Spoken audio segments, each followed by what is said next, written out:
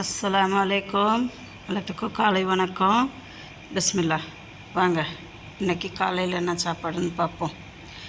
இன்றைக்கி நான் அப்புறங்க பழைய சாதம் எடுத்து வச்சுருக்கேன்.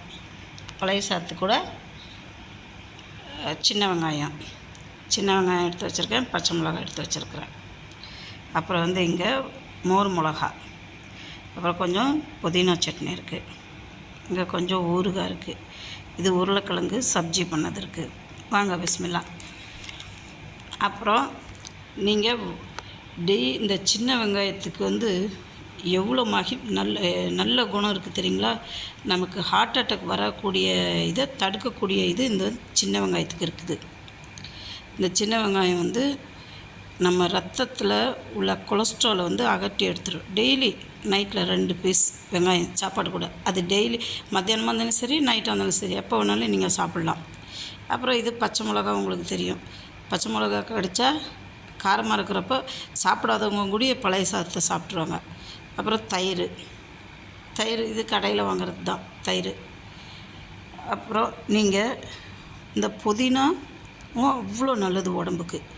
புதினாவை வாங்கிட்டு கொஞ்சம் வெங்காயம், ஒரு 2 வரமிளகாய், தேங்காய், கொஞ்சோண்டு வெங்காயம், பூண்டு எல்லாம் வச்சு எண்ணெயில் வதக்கி சட்னி அரைச்சாலும் சரி, இல்லை பச்சையாக வச்சு அரைச்சாலும் சரி, செம்மையாக இருக்கும்.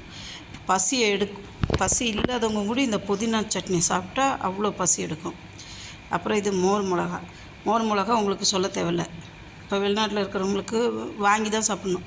நீங்கள் என்ன பண்ணுங்கள், கொஞ்சம் பச்சை மிளகா வாங்கிட்டு வாங்க, ஒரு டப்பா தயிர் சின்னது வாங்கிட்டு தயிரில் உப்பு, கொஞ்சம் பெருங்காயத்தூளை போட்டு நல்லா மிக்ஸ் பண்ணுங்கள். உப்பு கொஞ்சம் ஜாஸ்தியாக இருக்கணும்.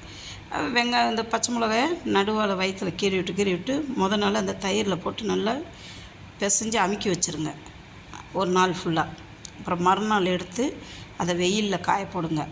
வெயிலில் காய போட்டிங்கன்னா அது கொஞ்சம் உணங்கி வரும். திரும்ப சாயங்காலம் என்ன பண்ணுங்கள், திரும்ப அதை கொண்டு அந்த மீதி இருக்கும்ல அந்த தயிர்லேயே திரும்ப போட்டு பெரட்டி அமுக்கி வச்சுருங்க ஒரு நாள், அந்த நைட்டு ஃபுல்லாக. அப்புறம் மறுநாள் எடுத்து காய வச்சுருங்க. ஒரு 2-3 நாள் காய வச்சு எடுத்துட்டிங்கன்னா சூப்பராக இருக்கும். பொரிக்கிறப்போ இந்த பெருங்காயத்தோட மணமும் இந்த மோர் தயிரோட மனம் அவ்வளோ செம்மையாக இருக்கும் வறுக்கிறப்பையே. அப்புறம் இது எலுமிச்சை ஊறுகாய். இது ரொம்ப ரொம்ப சிம்பிள். 4 எலுமிச்சங்காய் இருந்துச்சா, கொஞ்சம் கடுகு உடச்சி வச்சுக்கோங்க, 1 பாதியாக உடச்சி வச்சுட்டு, கொஞ்சம் பெருங்காயம், வெனிகர், மிளகாத்தூள். இதுதான் இதோட காம்பினேஷன். கொஞ்சம் வெனிகர் கண்டிப்பாக வேணும்.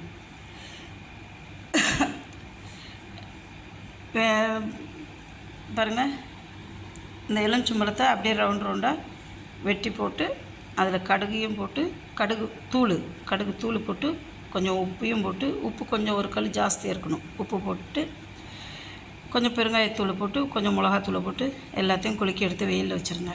செம்மையாக இருக்கும் ஊறுகாய். நமக்கு எண்ணெய் தேவையில்லை, ஒன்றும் தேவையில்லை, அப்படியே சாப்பிட்லாம். எவ்வளோ நாள் வேணாலும் வருஷக்கணக்காக வைக்கலாம், ஒன்றுமே ஆகாது. இது உருளைக்கிழங்கு பாஜி, உங்களுக்கு ஆல்ரெடி தெரியும். இது புதினா உடம்புக்கு அவ்வளோ நல்லது, பசியை தூண்டும். நம்ம பித்தத்தை, நம்ம உடம்புல எவ்வளோ பித்தம் சேருதோ அந்த பித்தத்தை அகற்றக்கூடிய தன்மை அந்த புதினாவுக்கு இருக்குது. அப்புறம் பழைய சாதம் நம்ம உடம்புக்கு குளிர்ச்சி தரும். ஹார்ட் அட்டாக்லேருந்து நம்மளை இந்த சின்ன வெங்காயம் காப்பாற்றும். இன்ஷா அல்லாஹ். பிடிச்சிருந்தா ஷேர் பண்ணுங்கள், சப்ஸ்கிரைப் பண்ணுங்கள், லைக் பட்டனை ப்ரெஸ் பண்ணுங்கள். உங்கள் ஃப்ரெண்ட்ஸ்க்கு எல்லாத்துக்கும் சொல்லுங்கள். இன்ஷா அல்லாஹ். பிடிச்சிருந்தா லைக் போட்டுருங்க, மறந்துடாதீங்கப்பா. Okay, thank you.